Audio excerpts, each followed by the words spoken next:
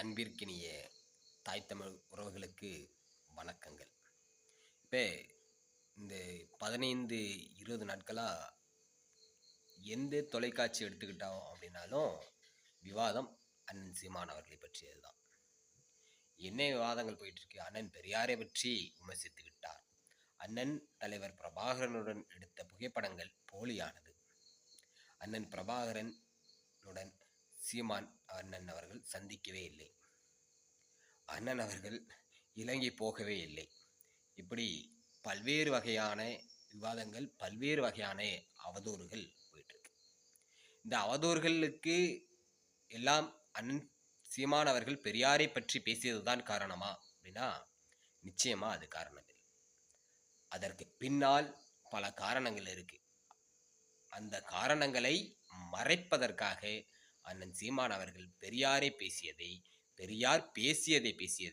பெரியாரை இழிவுபடுத்தி விட்டார். அதனால் சீமான் வீடை முற்றுகையிடுகிறோம் அப்படின்னு ஒரு சிலர். சரி, அவர்கள் இருக்கட்டும். அதுக்கப்புறம் ஒருத்தர் வந்தார், சீமான் அவர்கள் இலங்கை செல்லவே இல்லை, பிரபாகரன் அவர்களை சந்திக்கவே இல்லை. யாரு? நம்ம எராமிசன். அதுக்கடுத்து ஒருத்தர், சீமான் அவர்கள் இலங்கை சென்றது உண்மைதான், நான் தான் அனுப்பி வைத்தேன், ஆனால் பிரபாகரன் அவர்கள் புகைப்படம் எடுக்கவில்லை. அதுக்கப்புறம் ஒருத்தர், நான் தான் அந்த புகைப்படத்தையே எடிட் பண்ணேன். அதுக்கப்புறம் இன்னொருத்தர், இப்போ பிரபாகரன் சீமான் அவர்கள் அங்கு வந்தது உண்மைதான், பிரபாகரன் அவர்களை சந்தித்தது உண்மைதான், ஆனால் புகைப்படம் எடுக்கவில்லை.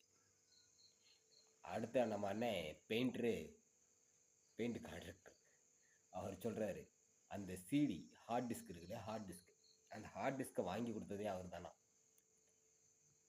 ஆனால் 2009 நாம் தமிழர் கட்சியில் பயணிச்சாருல்ல, அந்த சமயத்திலே கேட்டிருக்கலாம், அண்ணே நான் தானே இந்த ஹார்ட் டிஸ்கை வாங்கி கொடுத்தேன், இந்த புகைப்படத்தை நீங்கள் ஏன் பயன்படுத்துறீங்க அப்படின்னு சொல்லி அவர் கேட்டிருக்கலாம். இப்போ இவர்களுக்கு எல்லாத்துக்கும் ஏன் அண்ணன் சீமான் மேலே இவ்வளவு கோவம், ஏன் அண்ணன் சீமான் மேலே இவ்வளவு காழ்ப்புணர்ச்சி அப்படின்னு பார்க்குறோம்.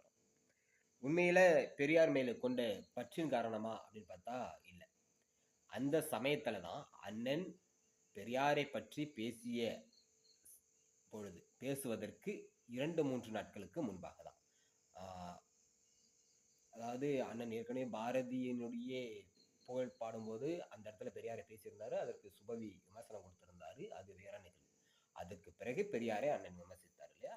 அதற்கு 2-3 நாட்களுக்கு முன்னாடி தான் அந்த டங்ஸ்டன் சுரங்கத்துக்காக அரிட்டாப்பட்டி மக்கள் தன்னெழுச்சியாக ஆர்ப்பாட்டம் பண்ணாங்க. அப்படி செஞ்ச அந்த ஆர்ப்பாட்டம், தன்னெழுச்சியான ஆர்ப்பாட்டம் மக்களிடையே பேசுபொருளாச்சு. அதை மறைப்பதற்காக, அந்த மக்கள் தன்னெழுச்சியாக போராடினார்கள் அப்படிங்கிறத மறைக்கிறதுக்காக தான் இந்த பெரியாரை பற்றி பேசிய விடயத்தை இவர்கள் கையில் எடுத்தார்களே ஒழிய பெரியார் மீது இவர்களுக்கு எந்த ஒரு பற்றும் கிடையாது. சரி, டங்ஸ்டன் அது மட்டும்தான் பிரச்சனையா, அரிட்டாப்பட்டி மட்டும்தான் பிரச்சனையா அப்படின்னு பார்த்தா, நம்ம அண்ணன் சின்னவர் அவர் சொல்லியிருந்தார் இல்லையா, எங்களுக்கு மானம், ரோசம், சூடு, சொரணை இதெல்லாம் இருக்கு, அதனால நாங்கள் அதிமுக மாதிரி இல்லாமல் நாங்கள் வந்தோன்னே முதல் கையெழுத்தாக நீட் எக்ஸாமை கேன்சல் பண்ணிடுவோம், நீட் எக்ஸாம் இல்லாமல் பண்ணிடுவோம், நீட் எக்ஸாமை ரத்து செஞ்சிருவோம், நீட் தேர்வுலேருந்து தமிழகத்திற்கு விலக்கு வாங்கிடுவோம் அப்படின்லாம் சொன்னாங்க இல்லையா. இப்போ சொல்கிறாரு, நீட் தேர்வை நீக்குவது, நீட் தேர்வை ரத்து செய்வது மத்திய அரசினுடைய கையில் இருக்கு, மாநில அரசினுடைய கையில் இல்லை. இந்திய கூட்டணி அரசு அமைஞ்சிருந்தா நாங்கள் அதை நீக்கியிருப்போம் அப்படின்னு. அப்போ இந்திய கூட்டணி அரசு அமைந்தால் நாங்கள் நீட் தேர்வை ரத்து செய்வோம் அப்படின்னு சொல்லி இவங்க வாக்குறுதி கொடுத்துருக்கோம். ஆனால் இவங்க கொடுத்த வாக்குறுதி மானம், ரோசு, சூடு, சொரணை எல்லாம் இருக்கிறது, எங்களுக்கு தெரிஞ்ச ரகசியத்தை வச்சு நாங்கள் நீட் எக்ஸாமை ரத்து பண்ணிடுவோம், நீட் எக்ஸாமை தடை செஞ்சிருவோம் அப்படின்னு சொன்னாங்க. இப்போ அதற்கான வாய்ப்புகள் இல்லை. அதை மறைக்கிறதுக்கு, அதே மாணவர்களிடம் இந்த நீட் எக்ஸாமை பற்றின, நீட் தேர்வை பற்றின எந்த செய்திகளும் போய் சேர்ந்துடக்கூடாது, அவர்கள் அதை பற்றி பேசிடக்கூடாது அப்படிங்கிறதுக்காக இப்போ அண்ணன் அவர்களை விமர்சனம் செய்கிறாங்க. அடுத்தது பரந்தூர் விமான நிலையம்.